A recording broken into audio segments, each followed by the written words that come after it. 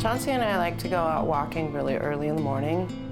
We'll go down the river walk, and it's the best way I find to clear my mind, and ideas will start dropping in that way.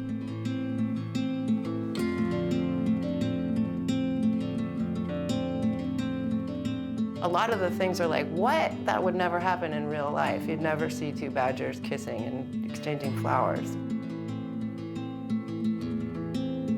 I'll take a situation that's absurd and then try to paint it so realistically that you buy it. You look at it and you think, yeah, that's happening.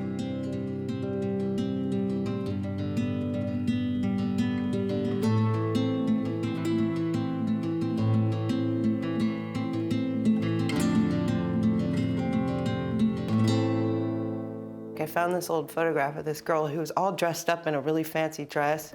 She was holding her dog and she just looked really mad. She just looked super frustrated.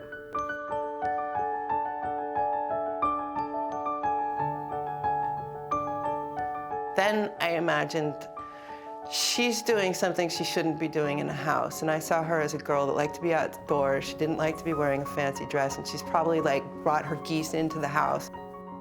And then it's like, how do I take the girl and her flock of geese and fit them all into this scene?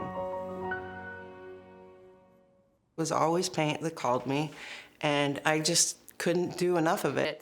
It didn't come easily to me. I knew I had to work really hard at it, and I think when I was about 15 or 16, I was just, this is it, this is what I'm doing, and I just like, started skipping class and not even going to school. I started painting like many hours every day, and ended up finishing school early just so I could get out and just get doing it all the time.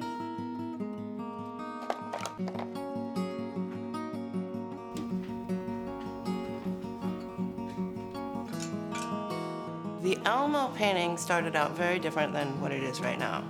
I thought, what about a polar bear in a bathtub? And I could do it in the style of this very famous David painting. And as I was working on it, I was falling more and more in love with the David painting, and realizing that when you have a white clawfoot bathtub and a wooden box next to it and a polar bear, there's absolutely no color in it. And then I decided, well, what the heck, I'll just go with the painting and throw Elmo in there, because Elmo's red, he's a good actor, he's gonna be able to pull this off better. So it became a scene, like Elmo playing the scene of the character in the David painting. It's almost like a natural progression. Like, it's not me thinking, well, how would I choreograph this painting? It's like one thing happens and then you realize, oh, it's going this way. Yeah, it just takes on its own life.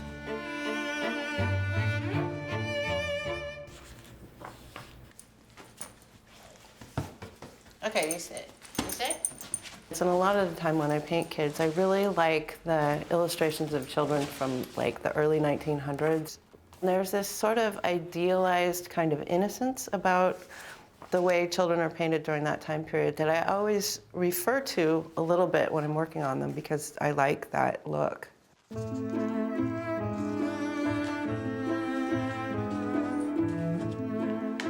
I'm looking for a woman to be seated down with the birds. And I've narrowed it down to these three, and I really like the hair in these two. But there's a good chance that I'll end up with someone like probably her, with probably her hair.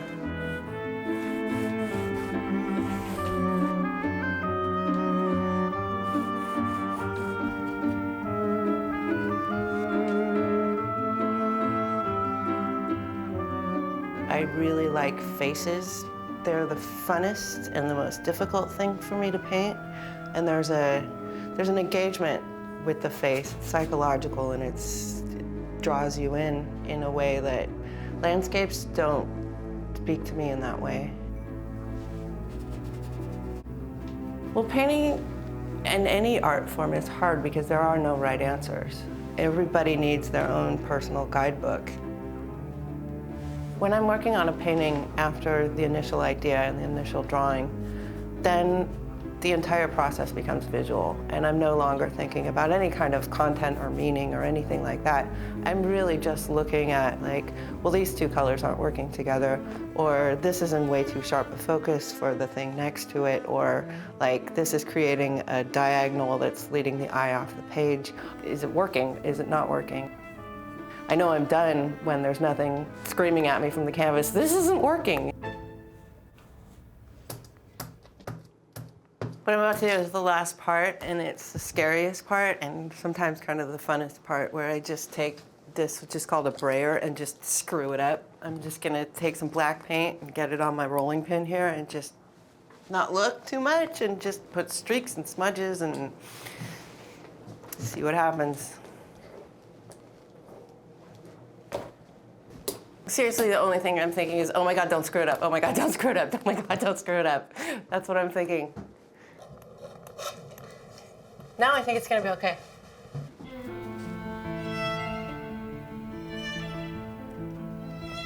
There are some days, usually right about the middle of it, where it feels overwhelming. And there's always this point when I'm like, oh, I don't know how to pull this off. And then it's usually a day or two later, it'll turn this corner and it's like the sun comes through and it's just like, oh, but, you know, there it is, you know. My favorite part is the end, when I restretch it and I varnish it, and it's like that moment where I'm finally seeing it for the first time. That's the point when I'm finally removed from the piece and I can actually look at it as an object instead of something that I'm grappling with, and that is the most satisfying moment. I feel like I've come home to Astoria.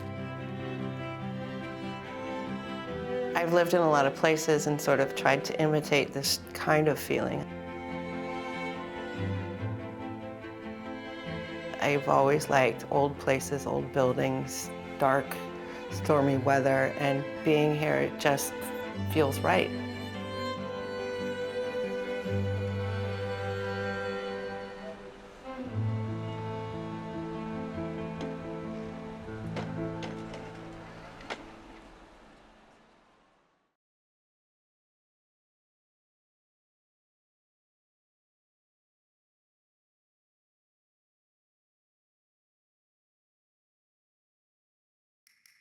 Oregon Art Beat shares the stories of Oregon's amazing artists, and member support completes the picture.